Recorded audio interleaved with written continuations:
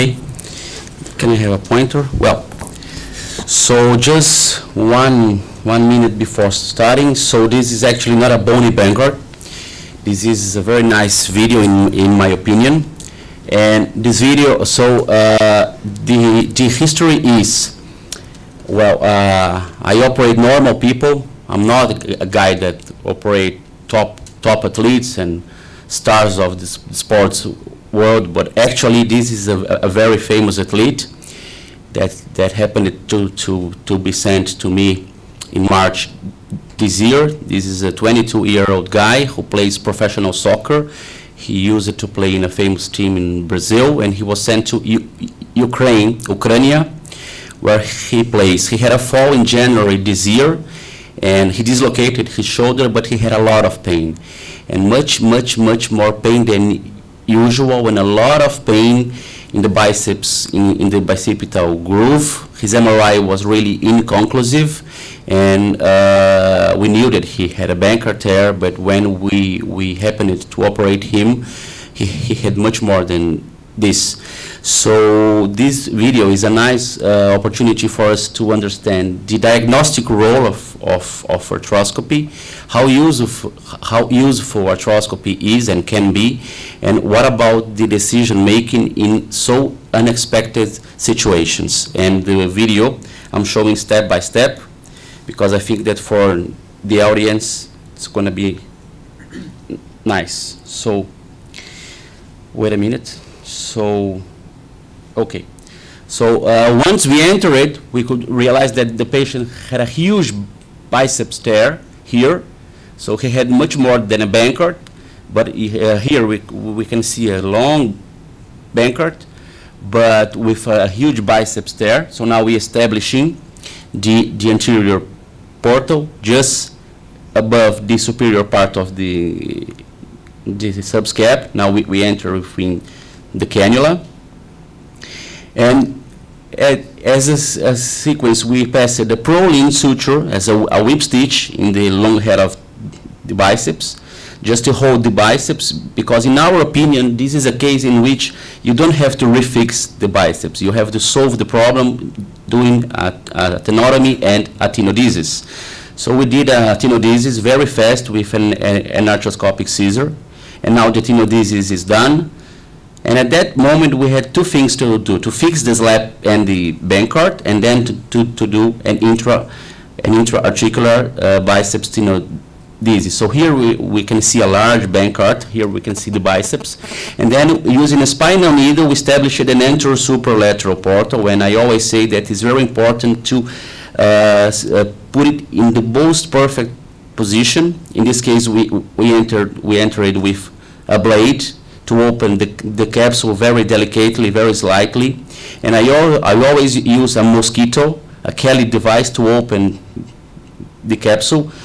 And then in this case we can use a Wissinger device or even a key wire as a Wissinger device. So here we started to prepare the anterior part of the glenoid, and to create a bony bed, a bleeding base. And it's very important that in arthroscopy you must never lose time, so don't stop to admire your work and go ahead. So now we are going to the upper part about 2 o'clock or 3 o'clock in the anterior surface, and then we change the portals, and through the superior portal, the anterosupralateral portal, we are just creating a bony bed in the superior part of the glenoid. So here we can see again that I was struggling with the camera just to enter the glenohumeral space, because the labrum was literally falling into the glenohumeral space. Another thing that I like to do a lot is to use a basket to remove about 1 to 2 millimeters of the articular cartilage, and Pascal Boileau, he really likes this too. And then at this moment we were treating the case as a standard Bankart. So now I am putting the first anchor. In this case, this is a Biomini Revo from Lymphatech. Unfortunately, it's mono-loaded. So using no special devices, but a simple bird beak, we entered from the very low part of the capsule. And in these cases, it's not easy to pick the suture with the bird beak. So using a suture manipulator, we pulled one of the legs of this suture to the bird beak, and in a retrograde fashion, we were passing the first suture through the very inferior part of the labrum. I use a Duncan knot, but it doesn't matter. You can use the knot you want as long as you fix it. But it's very nice to hide the knot in the other side of the labrum. Now I am putting a second anchor in the same way. This is a mono-loaded, I guess 3.0 or 2.9 absorbable anchor. Again, with a simple bird beak, we are passing always from south to north, from inferior to superior, and in a retrograde fashion, we are pulling the suture out of the anterior cannula and tying the second knot. So now the knot is being tied. At that moment, so we changed the cannulas, and then for the superior cannula, we were fixing this lap part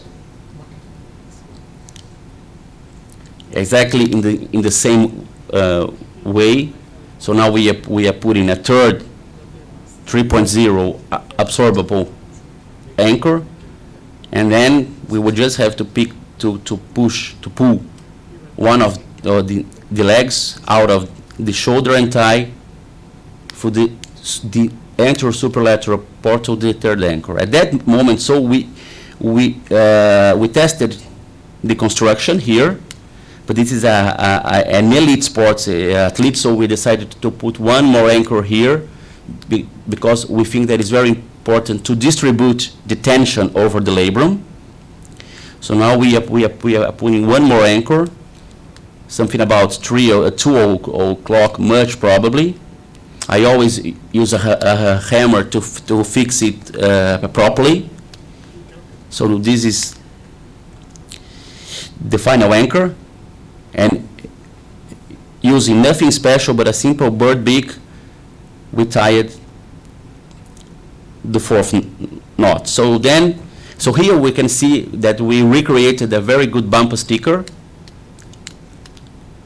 from 5 o'clock to the midnight hour. And at that moment, so I always like to invert the portal. So I am entering now with the camera in the anterior portal just to check that I have nothing in the posterior portal, but there was no clinics and there was nothing in the in the MRI, but still I like to see, and expected there was nothing, so I'm coming back to the posterior portal, and now I have to do the intra-articular biceps tenodesis. So here we can see the biceps, and this is much like a subscap repair. So using a burr, we created a bony bed in the lesser tuberosity, and here we don't have much space. The movements must be very slow and in a delicate fashion. Now I'm entering with a 5.0 metallic double loaded anchor to perform the intra-articular biceps tenodesis. So I am putting it in the lesser tuberosity. It's very important to insert the whole cannula. Now we will see some bubbles here, meaning that it entered the metaphyseal bone, and here it's very important that, as I said in the morning, it's very important to separate the sutures, not to make a mess with them. So the blue sutures are in the anterior superior lateral portal, and then for the anterior portal we entered with nothing but a simple bird beak to perform a biceps tenodesis. So then in a retrograde fashion, we are picking just one leg of the blue sutures and passing these in a retrograde fashion through the anterior cannula.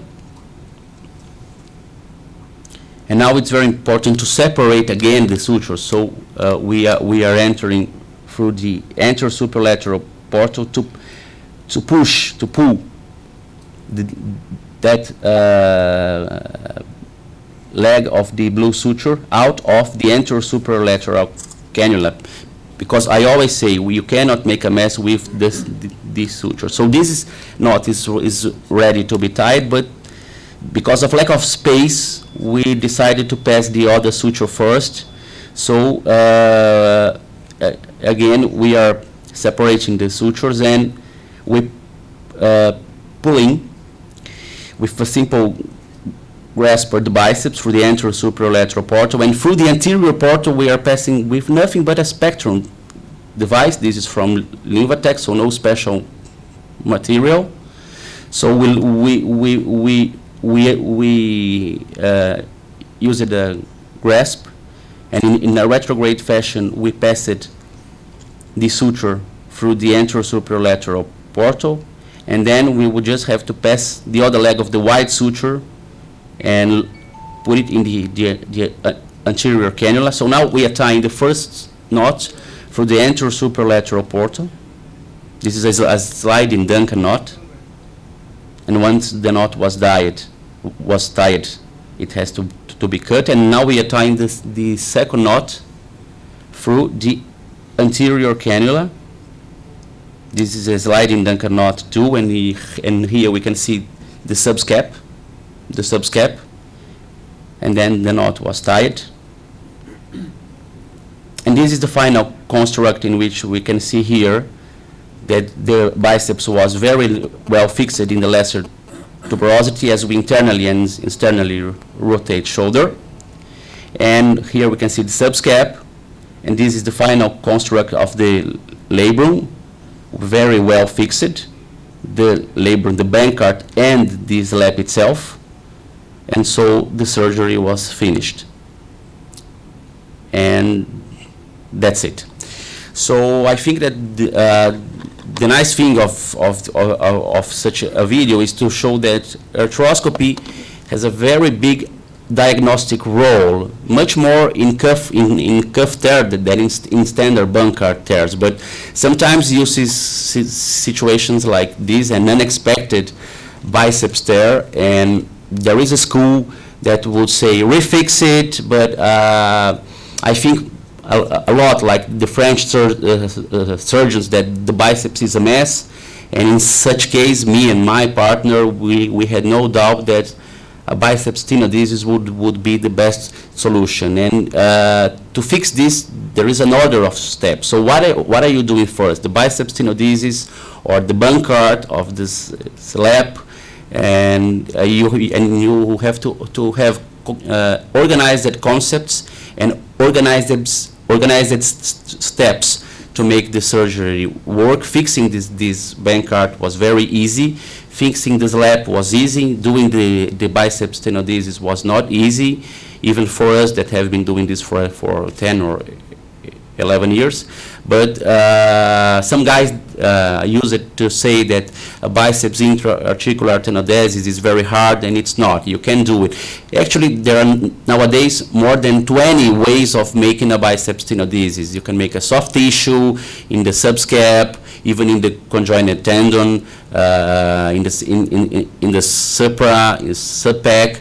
But in this case, we thought that as the pathology was not in the biceps itself, but in the biceps root, it would be enough to do this in the lesser tuberosity. The surgery was 12 of June, and this patient is already back to Ukraine playing soccer professionally. And that's it. Thanks.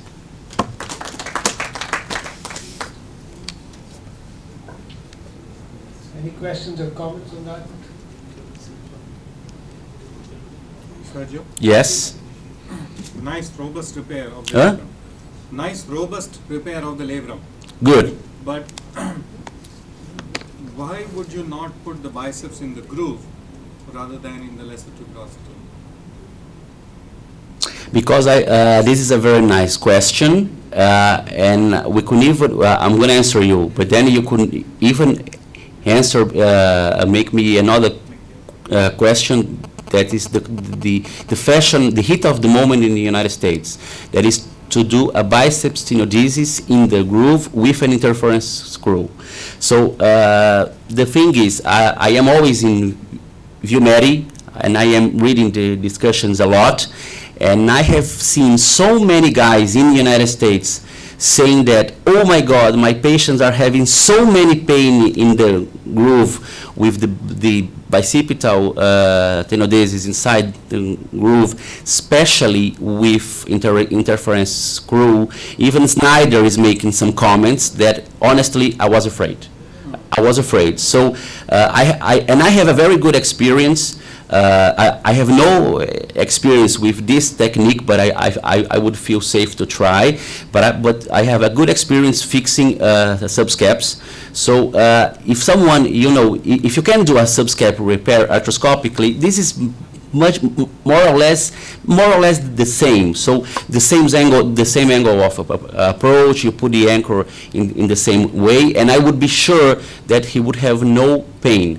And I have been seeing no papers, but a lot of comments of guys saying, "Oh my God, I'm having so much trouble," and this guy had absolutely no pain in his post-op, and also there are many reports that you can have a frozen shoulder after you fix a slap, and I was sure that if I did a tenodesis, this would not happen. No, I think the tenodesis this is was well indicated. Perfect. Sure.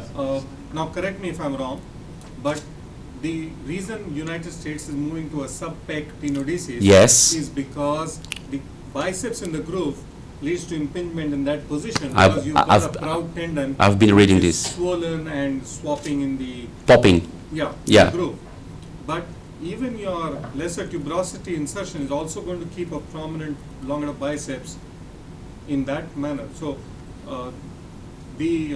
I'm not condemning. Yeah. I mean, it's an interesting thing. First time I've realized that you put a longer biceps in the lesser tuberosity. When I do the subscap repairs, I just do a soft tissue with the biceps. I understand. That works nice. I'm just wondering, because some of the surgeons marry the longer biceps to the cuff, then that remains prominent and causes impingement. I know. So from the same point of view, I understand, but first of all, think with me. He's not a volleyball player. He's a soccer player. So he's playing with his legs. But before operation, when he was running, he felt that his shoulder was dislocating all the time, and he had a lot of pain. And his pain is gone. But there are two guys in the United States that I like a lot. Dr. Richard Ryu, and the Indian guy, the famous Indian guy, Sumant Butch Krishnan, and I am a declared fan of him. I think he's fantastic. And there are two lectures, one from Sumant, one from Richard, saying that if you want to have the best results, do a sub-pec tenodesis. How many have I done? Five, all with interference screws, like in the tibia, in ACLs. I have had some problems in the first, so if I can share some ideas with you. First, use a retractor to pull the pec superior, because in one case when I pulled the tendon entered all, and I was in the myotendinosus part, and when I put the screw, it was cut. And then I had to make a salvation procedure in the pectoralis major. The patient is fine, but I was very frustrated.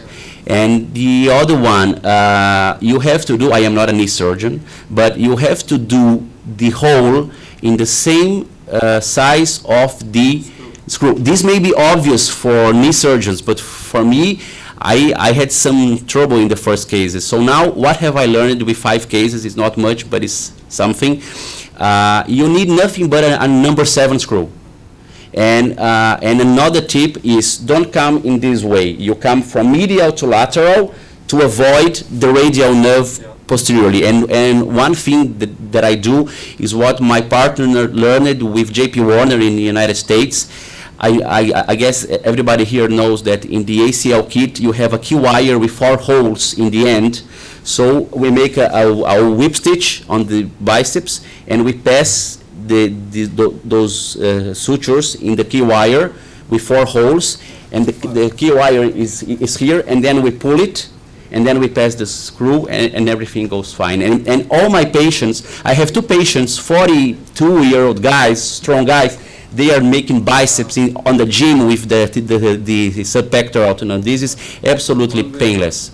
So they say, if you want to get out of any trouble, but in this case, as he's not a thrower, I thought everything would be fine. But hopefully 8 years after, if he was in pain, I would already know. So hopefully he's fine.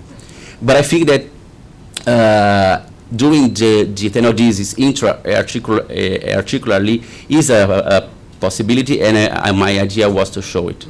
Okay. One more tip to your sub-pec major. Yeah. Ricky Ryu says, don't drill the opposite cortex. They've had fractures. Yeah. Just one complication I had, and I don't feel better about telling everybody. It was my second case. I drilled the two corticals, and when I passed the screw passed it to the posterior part of the shoulder, and I said, oh my God.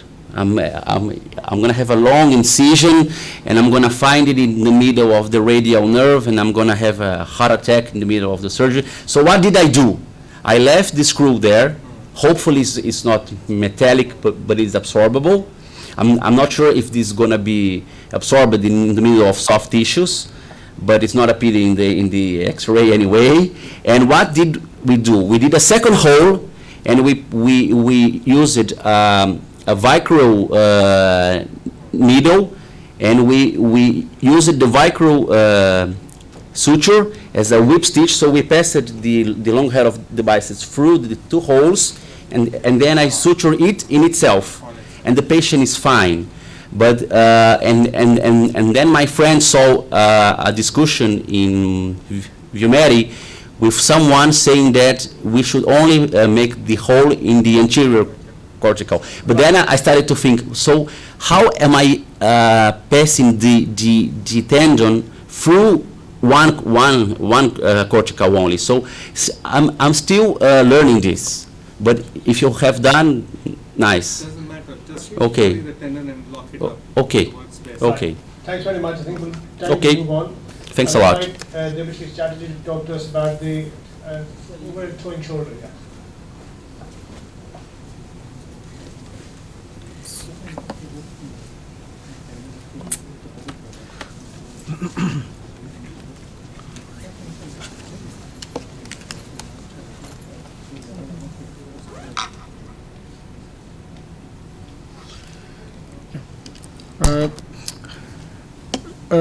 Good afternoon, everybody.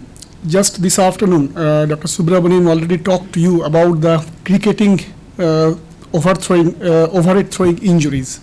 The overhead throwing injuries in cricket is of course slightly different because the shoulder is fully extended, the elbow is fully extended, there is no external rotation of the shoulder, but for the rest of the throwing games, it's a different ball game.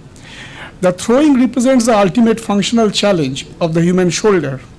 And there is a thrower's paradox, as Kevin Wilk has told about, that the shoulder should be lax enough to allow the excessive external rotation, but it should be stable enough to prevent any symptomatic subluxation. So management needs understanding of the biomechanics of the throwing, and this involved in lots of sports other than the American baseball, for example, all the racket games like tennis or badminton, for example, the throwing games like discus, javelin, hammer ball, or for example, playing water polo, which is very common in my part of the world. The throwing, as you all know, there are about 6 phases. Firstly, the wind up, the early cocking, late cocking, acceleration, deceleration, follow through. I just briefly try to relate them to the shoulder function. The wind up is basically when the potential energy of the shoulder develops. That's when the trunk and the body comes into position to start the throw. During early cocking, the arm is positioned for the throw with the arm in 90 degree of abduction and the external rotation and the stride of the humeral glenoidal joint begins. For the late cocking, where we are going to the maximal external rotation, and it leads to the posterior translation of the humeral head, which go and presses on the posterior capsule. And there is also maximal stress on the anterior structures, and this is a point of high rotator cuff activity. The next is the actual throwing or the acceleration phase, where the capsule uncoils and the shoulder rotates to bring the ball to the release point at about 90 degree of rotation, followed by the deceleration phase, which is the most violent phase of throwing motion, where most of the injury is supposed to take place. There is marked eccentric contraction of the rotator cuff to slow the arm motion, and there is maximal stress of the humeral head on the posterior capsule. And this is followed by the follow-through phase, where the muscles come to the resting level. In summary, this would mean there is a maximal ligament stress on the anterior structures in the late cocking or the early acceleration phase, and on the posterior capsule in the deceleration phase and follow-through phase. And there is maximal stress on both the rotator cuff and biceps anchor superior labrum complex during the late cocking and the decompression phase. This is well worth remembering when managing a patient of overhead throwing athlete. For throwing athletes, the repetitive stress about the shoulder by doing the same thing time and again, that results initially in adaptive soft tissue and bone changes, which make them a good thrower, which improve the performance over the time. But ultimately, there would be failure of the soft tissues, the plastic deformation gradually start. And once the balance is lost, then they start having the pain and loss of performance and others. The disabled throwing shoulder, as the name is given by many orthopedic surgeons, they have the disability coming either from the intrinsic glenohumeral pathology, the capsular labral structures, the extrinsic musculature, or also the scapular dysfunction. We'll talk about that, and there are other factors as well. So there are all the normal things that you see in a patient with shoulder injury, like instability, superior labral pathology, but there are also these things come in a slightly different guise in these throwing patients. Also, we'll talk about the internal impingement, the glenohumeral internal rotation deficit, the rotator cuff pathology, and the kinetic chain and the scapular mechanism. The instability part, it is generally, many of these elite athletes, they are symmetrically and generally lax with occasional complaints of subluxation or even of dead arm. But the balance, this fine balance between being symptomatic and having this excellent range of movement, this balance is maintained by the dynamic stabilizers, the rotator cuff muscles. Any injury to them will alter this balance, and that will affect their performance, or that will cause symptoms.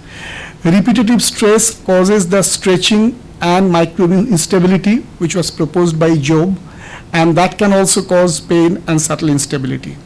And of course, like any other person, you and me, they can also have a traumatic instability, as everybody has experienced. The labral pathology is also very common in throwers. Amis described a series of 85 baseball players in 1985. But not all labral changes are pathological. It has been documented that slap lesions in such patients, throwing patients, are often poorly diagnosed or overly diagnosed or misdiagnosed, or in a combination resulting in poor outcome. So corroborate with the symptom of the patient, not just finding something on the MRI scan or something, should jump on a treatment. Internal impingement is a peculiar concept described by Walsh in 1992, which was corroborated to the throwing shoulder by Job. With extreme external rotation in abduction, the contact is made between the glenoid tuberosity and the posterior superior glenoid rim, and with repetitive contact, there is injury to this area and of the posterior superior labrum and adjacent rotator cuff. The repetitive internal impingement in the overhead athletes lead to the posterior superior labral tears, or peel back injuries, or frank slap lesions, or partial articular side rotator cuff tears, or in late stages humeral cysts, etc. And clinically they present with posterior shoulder pain in the late cocking phase of the throwing motion. This should be identified. The glenohumeral internal rotation deficit, the pathology in the disabled shoulder where there is a greater than 25-degree limitation of the internal rotation in the dominant side. The theory has been that this internal rotation deficit is the result of the posterior capsular contracture caused by repetitive shear force over a time during the phase of deceleration during the throwing motion. The rotator cuff and the impingement, normally the impingement in the throwing athletes is usually secondary to the subtle instability and weakness of the dynamic stabilizers, whereby the humeral head press on the rotator cuff going backwards. Often they present with a partial undersurface tear of the supra or infraspinatus. In the older thrower, however, there would be tensile failure of the supraspinator as we normally see in other patients over time, and there would be true impingement with secondary acromial changes. There are other miscellaneous things, including the little ligure shoulder, which is a proximal humeral physis fracture, stress fracture in young athletes between 13 to 16, or the suprascapular nerve neuropathy, or for example the Bennett's lesion, which is a posterior prominent spar pressing on the rotator cuff. The evaluation needs to think how is the presentation, whether it is acute or gradual. Acute can be more likely to a recent trauma, or gradual can be something developing over time. The location of the pain, whether it's a posterior superior pain, bicipital groove pain, or whatever. The duration and severity. Does it stop the athlete from throwing altogether, or does it just alter the performance? That is also important. And what is the relation of the pain to the throwing cycle? During which part of throwing is he uncomfortable? Also, during examination, see any relative hypertrophy of the dominant side of the arm, or any atrophy, for example, of the supra or infraspinatus muscle. Palpate the exact area of pain, especially the posterior superior labral region, or bicipital groove, or anterior glenoid margin, whatever. And look at the range of movement, or any range of movement deficit, or any adaptive change. For example, there would be increased external rotation on the dominant side, or any loss of internal rotation post-injury, or in these athletes. In the injured state, the internal rotation loss often exceeds the increase in the external rotation, resulting in a total range of motion deficit. That has also been identified some researchers. Also evaluate the stability, evaluate and grade the sulcus, evaluate and grade generalized laxity of the thing. The anterior posterior glide the glenohumeral joint, and also the Job's relocation test to be done. Evaluate the slap, evaluate the rotator cuff muscles individually. The management of throwing shoulder in most athletes is basically conservative. Good meticulous rehab is the key to concentrate on a good dynamic strengthening program with emphasis on the rotator cuff and the periscapular muscles. Surgery is indicated only if there is lack of progress for 3 months or more, or if there is inability to return to play by more than 6 months. Sometimes a positive MRI finding or an injury during the high season also can cause early decision to surgery. The surgical options, they usually, as usual, it would not work. surgical options usually begin with, this is actually a year of a gymnast who's slightly older by their age, she's about 18. She came with pain, and I wish this, anybody can, oops. No.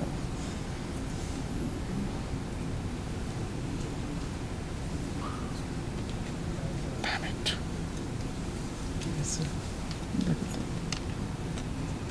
नहीं चल रहा है, इसको छोटा करो, इसको छोटा करो. Enable content. I think just click on that one. Which one? Enable content. Okay. देखो अभी. Oh. No. Can say when.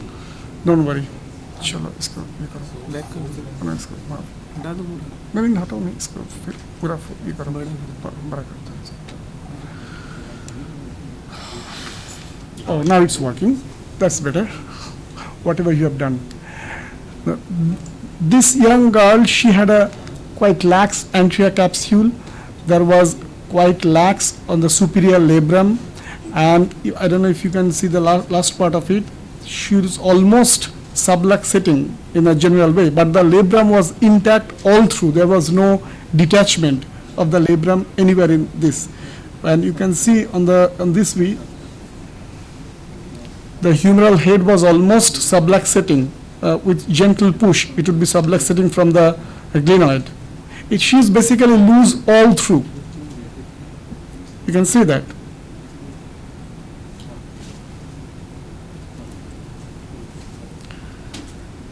So the arthroscopic examination that follows is a systemic review of the shoulder.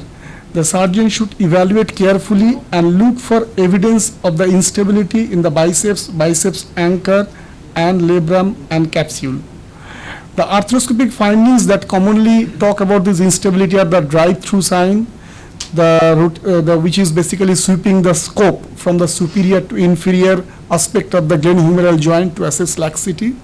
You should also check the rotator interval and the cuff insertion, the partial undersurface tears of supra and infraspinatus, and also perform the abduction external rotation with the arm removed from the traction to see lesions between the undersurface of the rotator cuff and the posterior superior labrum, which is pathologic of internal impingement. The instability, the next coming to the management part of the instability, which is basically due to overall laxity of grade 1 or grade 2, they can be usually treated by arthroscopic capsular plication using the pinch and tuck technique, but be careful about routine interval closure in throwing athletes, because if you limit the external rotation too much, their performance is seriously impaired. If there is a officially documented slap, then you have to fix it, but you have to be meticulous about the correct anchor placements. And because it is the lack of time, I cannot talk about this, but it is very, very important also to actually diagnose which are the actual slap lesions that need fixation. Not all of them need to be fixed straight away. The rotator cuff in young athletes, they address the instability issue that underline the dynamic impingement that will take care of their rotator cuff problems in most of the things. In older or throwing shoulder, the significant site of the pathology is often the rotator cuff, and there it's not working, and there you have to really work for the rotator cuff problem that is there. The partial tears less than 50% thickness or up to 6 to 8 millimeter of length can be debrided and left alone, but the larger partial tears, this is a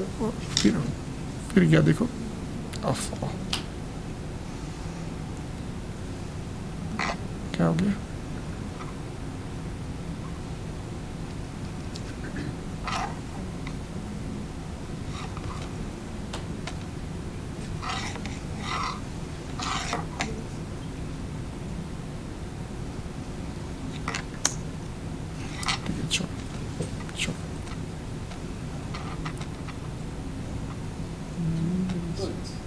चलो तब तो हुआ था, चलो let's cross.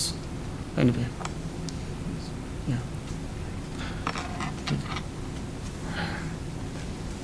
But the larger partial tears like this one I was going to show, a pasta tear, this is a middle-aged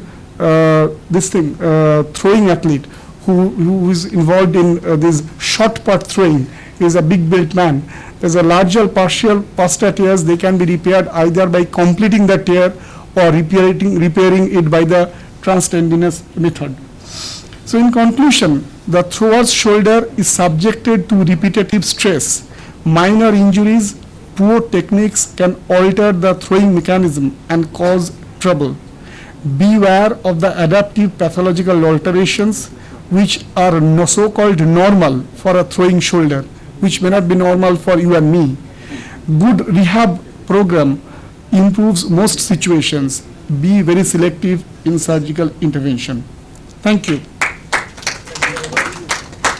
Thank you very much. I think we'll withhold any questions, etc., for the panel discussion, and probably we can come. And Subramaniam, if four of you could please form the panel. Behind, we can probably do the workshop out there. Can we have the lights off a little bit? No. This is the last session, so please, Amit, how much time do we have for this?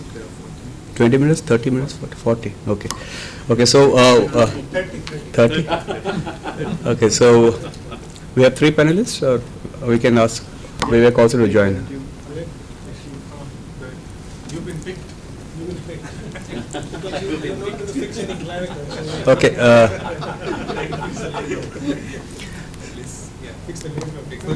Allow him to fix her clavicle. He doesn't have enough experience, he doesn't fix it. He can be the victim if he can't be the Okay, so we can, okay, can we start? Okay, so we have case scenarios here. So what we want is, we want to come up with some messages from each case. So I'll request the panelists to please be concise and be sure what they want to convey from their this thing. Okay, so first thing is, this is a typical traumatic instability, unilateral, in a young guy who is not a sports person, has not more than 10 episodes of recurrent dislocation, and first dislocation was a traumatic and was reduced in a hospital, and there is no history of dislocation during the sleep. So what clinical examination would you look for? May I start with Subramaniam, which would tell you what investigations to order in this particular case? Because that's the commonest case that we encounter in our OPD practice. So what's your workup? Big chap with the recurrent shoulder dislocation. Microphone. Clinically, Okay.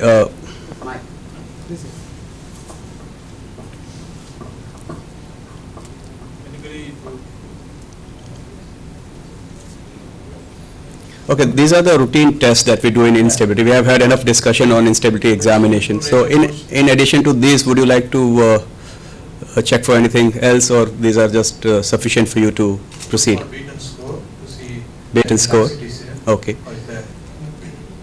So Baton score is to examine any abnormal laxity, generalized laxity. It's got 9-point scale. So could you tell on the Baton scale, what do we look for?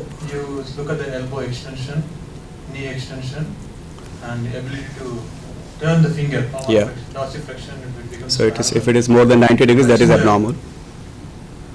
Hand on the floor without bending the knee, and all counts to about 9. And thumb to the... And thumb touching to the forearm. Yeah. So it has got 9 points, 1 point for the thumb, 1 point for the little finger, 1 point for the elbow, and 1 point for the knee. So Out 4. of 9, if you have 4, more than 4, then you are considered as lax. So you want to rule out generalized laxity in any patient you encounter of instability. Okay. Anything else? Or would that be all? And the I'll do the Gauge sign as well. Just Gauge sign. Okay. So could you tell what Gauge sign for the audience? What Gauge sign is, you look at the extent of true glenohumeral abduction. So you stabilize the scapula and you see how much abduction you can get. You compare the two sides, and you've got a difference of more than 20 degrees. That means there is anteroinferior capsule is lax or deficient. So how would you change, would that make a change in your decision making, or how does that help? It probably does not. It just tells me that the anteroinferior capsule is lax. It's Okay. probably more important when I don't have a definitive history of dislocation. But for me, Okay. that first documented dislocation. But if I'm correct, that is a part of the instability index, severity index scoring. Is that correct? Okay. Ashish, anything else would you like to? don't forget to test vaccine now. We trivialize it. The traumas to Very nice. where incidence is quite high, you wouldn't want to operate in the presence of axillary nerve. even if So you always have check for axillary nerve. Okay, so that's a very important point. Okay, now what investigations do you order in a routine instability case, like X-rays, the instability series, CT scan, MRI, and MRI arthrogram? What's your protocol, Ashish? X-rays straight off, and that's a must. So we do true AP, axial, and striatonotch view. Right. The axial view is to see for the anterior glenoid bony fragment. Mm-hmm. The striatonotch view is to assess the depth and the extent of the hill sacks, which would be apparent, because all the other views will not show you the hill sacks all the time.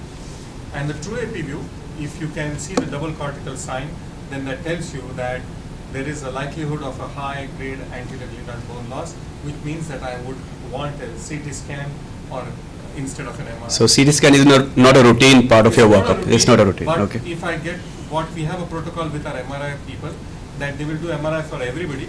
Okay. If there's a hint of bone loss, even if it's 5%, they will do complementary CT scans. All right. Any different? Okay. Any different protocol? I think we discussed this in great detail because it's my circumstances of practice. You don't get I will arthrogram. do a plain films, and if there's no bony loss, then I will not consider a CT scan.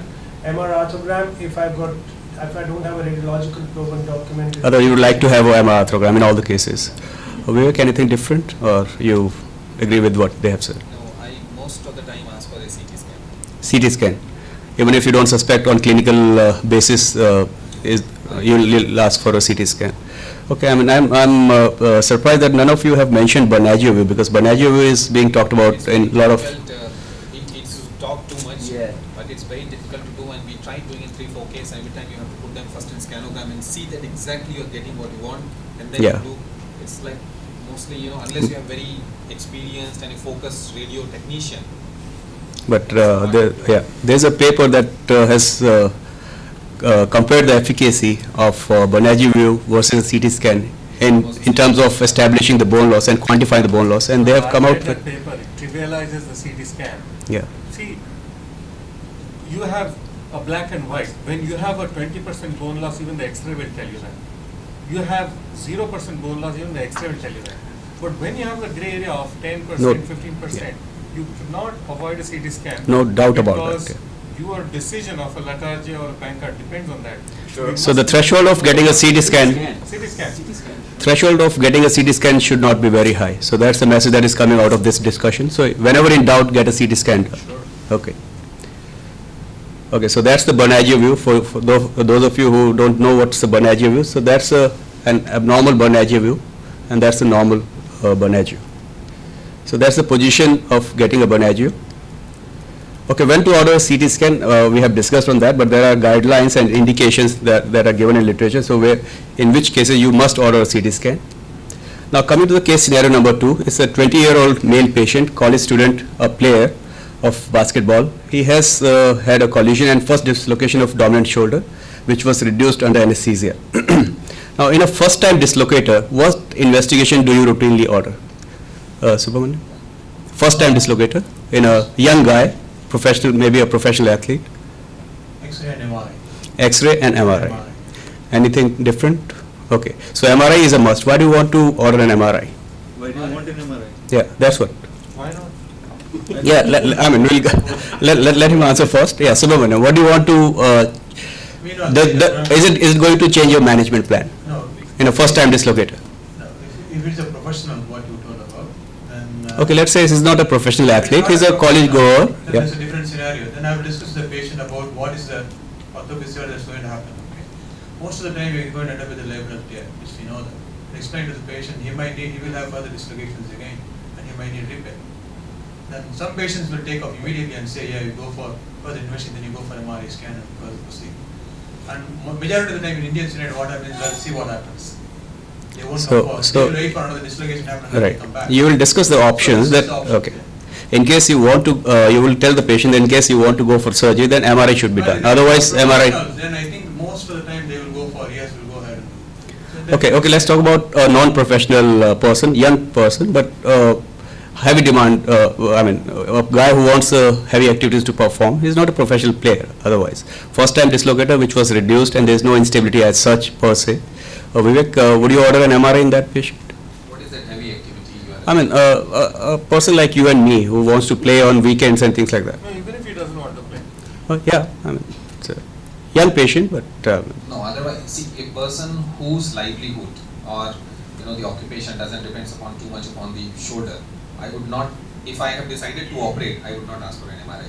In a first time dislocator, I would usually not ask for an MRI unless and until I am planning to operate within a very short span. If I am planning to operate after 6 to 8 weeks, I would always do the re-clinical examination and confirm that this is only the Bankards and no slap, no other.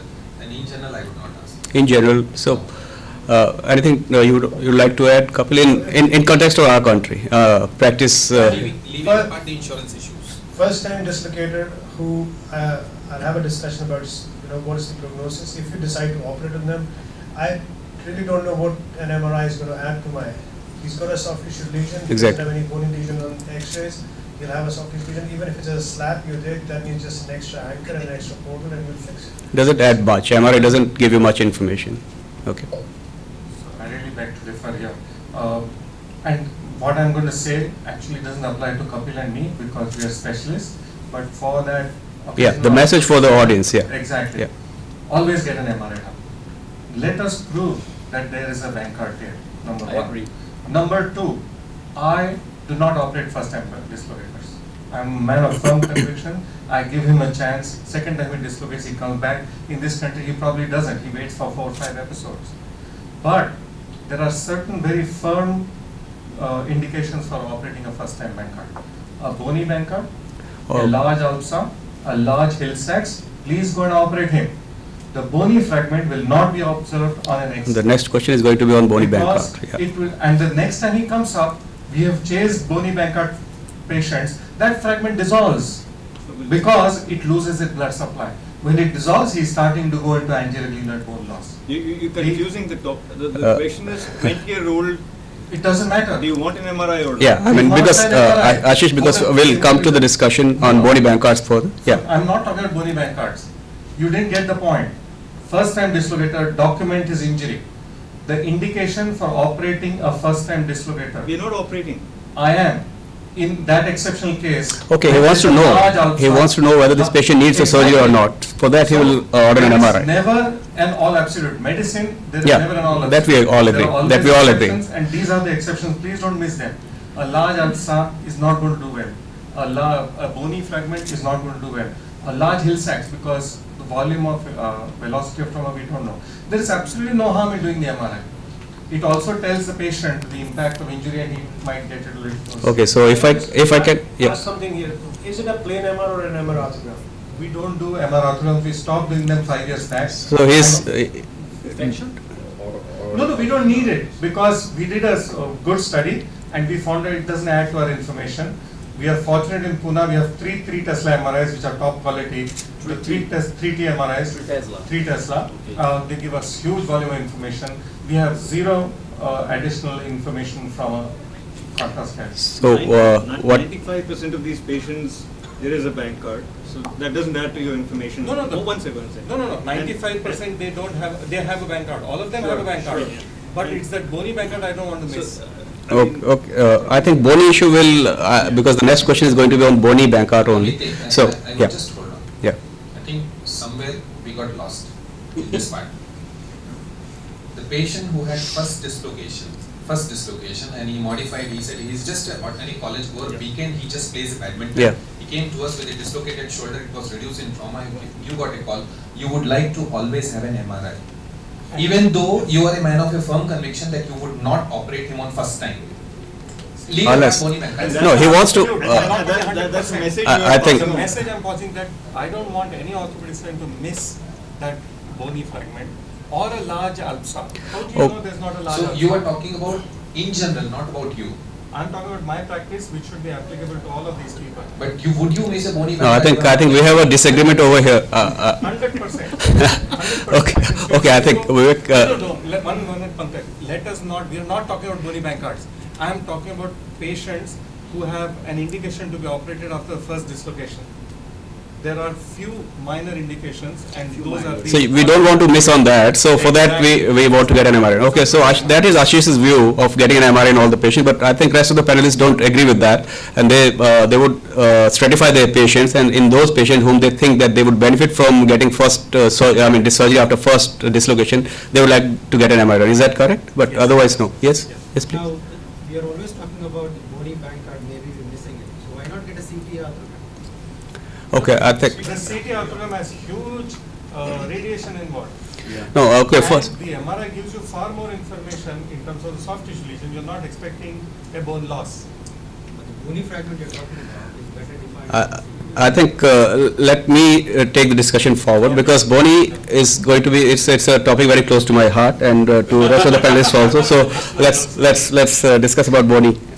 How does a bony lesion alter the natural history of first time dislocation? Because this is a very pertinent question, because if I were to believe Ashish, he says that in case there is a bony Bankart, that alters the natural history in a negative manner. Is that correct, if you leave it as such? What do the rest of the panelists think about that? In case there is a bony Bankart, and which to my mind happens in about 40 to 50% of the cases in first time dislocation. So a person who has had, the rest remains the same. There is a bony Bankart, so about say a flake, 5 to 10% of the bone is involved. And in the other patient, it is only soft tissue Bankart. So which patient in your mind would fare better in terms of the chances of recurrence? Kapil? If it's just a small flake of bone. Yeah, something like that. I'm going to treat him as a soft tissue. Now, do you think the chances of this patient of getting a recurrence are more as compared to plain soft tissue? So they will behave similarly in your mind. Okay. I think, Abhiti, I do not have such great experience in Okay. dealing with these, but I would say if they No, are but little- with your knowledge, you have read a lot, and No, knowledge is different, but with the experience, you're talking about experience. No, I My mean, experience, in your I mind, have not okay. dealt very, very What do you frequently with think? These small little flakes. because this answer is not there in literature. This answer is not there. Coming to that, most of the time they are somewhere between 15 to 20%. No. The flakes, these small little flakes, I Oh have no, not we don't. observed very I keenly. don't know. So most of the time they are between 15 to 20% is a big. Those I will 15 to always 20% is a big Yeah. piece. Subramanian? I think the small flakes really doesn't matter. Very small flakes. And even if you're doing this surgery at a later time, you can try to incorporate that small Yes. flake In the suture. in your reef. Yeah, yeah. Yes, yes. In the reef. Yes. I do agree with Ashish that some fragments do resolve, but I don't know how much quantity of quantify it is. Larger, they don't. Okay. Is that the only film you're going to show us? No, I mean, just imagine it's only 5 to 10%. That's because we want to bring out the concept. I mean, Yeah, but it's not a particular. I don't know whether this image belongs to that particular patient or what I'm not. trying to make is assessing a bone fragment should be done on a. That is absolutely not on correct. actual. That is But an. This is very underwhelming. This is very. Okay, let's underwhelming. presume it's a first time dislocator and the body Bankart is about 5 to 10%. Okay, let's ignore this image. If this is what I might continue with this. Yeah. But We're just talking about scenarios. Scenarios. It's not actual. I mean, I don't know whether this film belongs to this particular case or I not. think the small flakes can be ignored, but maybe the bigger ones, if you can have a 3D CT. Yeah. Yes. Okay. Then Suppression we- of the humor of Yes. that, especially. Then Okay, they need to okay. fix- What is interesting is that I want to bring to your notice is this paper which has come in Casta, that bony Bankart is on the contrary a positive predictive factor after primary shoulder dislocation. So they have done a long. That means is I will not be able to give you exact figures, but they say that in their group of patients, those who had a bony piece at the time of initial injury, they did not recur that to that an extent as the patients with a primary soft tissue Bankarts. So that's a paper that I would urge you to go through and then make up your mind. What does that mean? cherry picking data.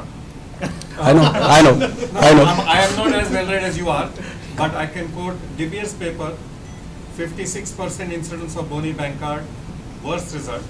Sugai's paper, 78% incidence of bony Bankarts in all his series, and he is CT scanning all his. Sugaya says about 90% in recurrent dislocation, but first time dislocators not more than 50%. But still, so, and bad prognosis for dislocation. I don't know if there's a first time dislocator with a bony. We can read through literature and have. Yeah, that is absolutely. You can find whatever you want to in the literature, but this is a paper that I found. I thought I should discuss this paper. What is the panelist view on that? Okay. Have they mentioned the size also? Yeah, it's 10 to 15%, not more than 15% in any case. Okay, that brings us to the question when to fix acute bony Bankart. If I gather correctly, Ashish would do in any case 5%, 10%. If in case there is a bony Bankart after first time dislocation, he would go for surgery. But he said that Dr. Kapil said it will not change his management plan. Not that small a fragment, something bigger than that, about 10%. Because to me, in a young patient who has broken his bone off, it must be a high energy injury. Yeah. So I'm worried about recurrence about that. So if it's a 10% Leonard rim going, So for you, going from about, let's say, 2 o'clock to 5 or 6 o'clock, that's a significant part of the glenoid box. I'll fix it. the significance in terms of glenoid is about 20 to 25%. I know, yeah. So, but in acute conditions, That significance is for lethargic, not for. in acute conditions, that's what I want to bring out. That's what I want to bring out. For an acute condition, the threshold would be little lower. Is that correct? You agree with it? Subramaniam, you agree with that? Personally, I have not come across a small bony Bankart which is available for fixation. Very small one. Which when you go and try to fix it, it fragments. No, I mean fix it with exactly with the If it technique is suture. leverage teeth, yes, it is possible. Yeah, that's what. That is possible. But Not with a screw and all. I mean the soft tissue repair as you do for a Bankart and just incorporate the bony piece and. Okay, okay, okay. Okay, any indications to operate in acute condition in view of Hill sacks? Have you encountered any case in which you had to go in? The same case? No, no. Oh, no. These are just scenarios, imaginary. Yeah, okay. So any indication to operate in view of the Hill sacks? There is a massive Hill sacks after first time dislocation and I mean the patient come as is the usual practice, they come with MRIs and CT scans even after first time dislocation. Have you had any instance where you had to go in because of the massive Hill sacks? See, Pankaj, when you see such a large hill sacks, my experience, it's purely anecdotal, is always associated with a large Bankart. And the situation in the first time is usually an epileptic. Yes, So that's very important. Very This few, I can remember 4 patients that we have. This belong to an epileptic. Yeah. So the epileptics is again a completely different ballgame as compared to your redneck normal patient. Sure. So there's so many issues there. Compliance, if he doesn't comply, he's going to just. First of all, you have to control the seizures. Yeah. Yeah, and the quality of bone, because they've been on antiepileptic for such a long time, steep osteoporosis, and so then you need to treat bipolarly both sides. Exactly. So Hill sacks we can safely ignore in a first time dislocator. So Hill sacks is not an issue unless the patient is an epileptic and there is such a hatchet shaped Hill sacks. Okay. So the take home from this case is first time dislocation with large bony Bankarts, and large the definition is not final yet. It may be 10% or 20% with persistent instability or subluxation should be acutely addressed. And implication of small bony piece in a first time dislocator is not still very clear. Have you got more stuff on Hill sacks? Yeah. Okay, so this is case number 3. This is a very common practice in India to have a patient coming with more than 50 episodes of dislocations. 25-year-old manual laborer, first episode 4 years back while at work, which was reduced by